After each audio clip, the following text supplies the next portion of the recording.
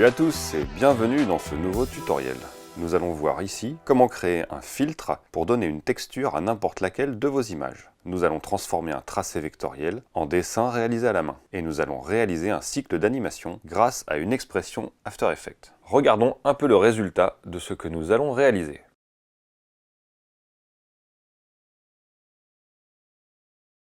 Je commence par créer une nouvelle composition que j'appelle cycle en 1920 par 1080 à 25 images secondes.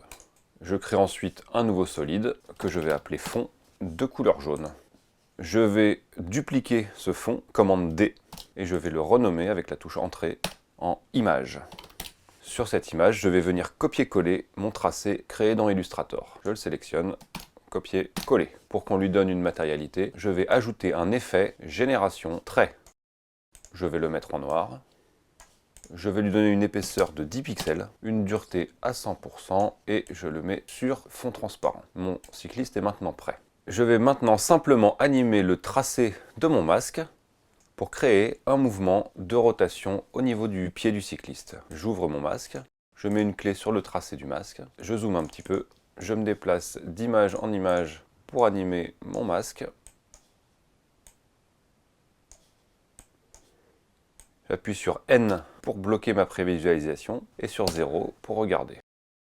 Le cycle me convient. Je vais maintenant créer une boucle d'animation en utilisant une expression d'After Effects. Pour cela, je vais devoir précomposer mon calque. Je me place sur la dernière image, la numéro 8. Je précompose mon calque en faisant calque précomposition. Je l'appelle cycle et je transfère les attributs. Sur ma précomposition, cycle, je vais maintenant activer le remappage temporel. Pour cela, je vais dans Calque, Temps, activer le remappage temporel. Je me place à l'image 8, la dernière de mon cycle. Je viens ajouter une clé de remappage temporel. Je supprime la dernière clé qui est au bout de ma précomposition. Et en maintenant la touche Alt appuyée, je viens cliquer sur le chronomètre du remappage temporel. La typographie passe en rouge. Je viens cliquer sur ce petit onglet Property, Loopout Duration, Type Cycle, Duration 0. Et j'ai maintenant un cycle d'animation complet qui boucle.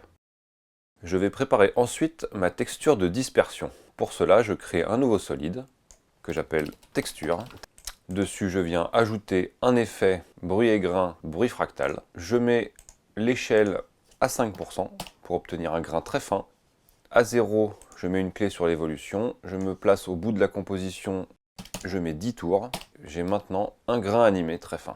Sur ce bruit fractal, je vais ajouter un flou, netteté, flou gaussien, et je le mets à 4. Je sélectionne ma texture, je la précompose, calque, précomposition, je l'appelle texture grain, je transfère bien les attributs dans la composition et OK. J'ai maintenant une texture de grain animée prête à l'emploi. Masquons maintenant notre texture de grain, nous n'en aurons pas besoin de manière visible. Je la place en dessous. Je sélectionne mon cycle et je viens ajouter un effet déformation, dispersion.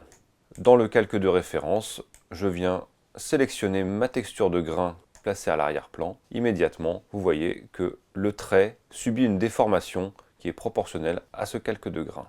Je peux, si je le souhaite, augmenter cette déformation de manière importante. Pour accentuer mon effet de vitesse, je vais maintenant rajouter un décor à mon cycliste. Pour cela, je crée un nouveau solide que je vais appeler arbre.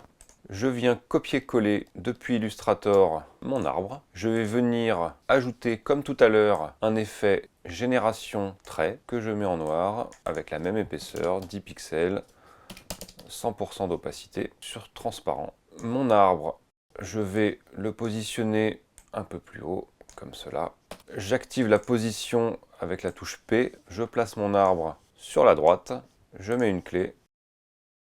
Je viens ensuite déplacer mon arbre de l'autre côté pour avoir un mouvement. Et je vais, de la même manière que tout à l'heure, appuyer sur Alt en même temps que le petit chronomètre de position pour ajouter une expression, la même que tout à l'heure, Property, Loopout Duration. Je clique en dehors, je peux maintenant prévisualiser mon animation complète. Je voudrais maintenant appliquer mon effet de déformation également sur mon arbre. Pour cela, je vais créer un calque d'effet, créer calque d'effet. Je viens prendre mon calque cycle, sélectionner la dispersion, commande X, je la coupe, commande V, je la colle sur mon calque d'effet. Et vous voyez que maintenant, l'effet s'applique également sur l'arbre qui est placé en dessous.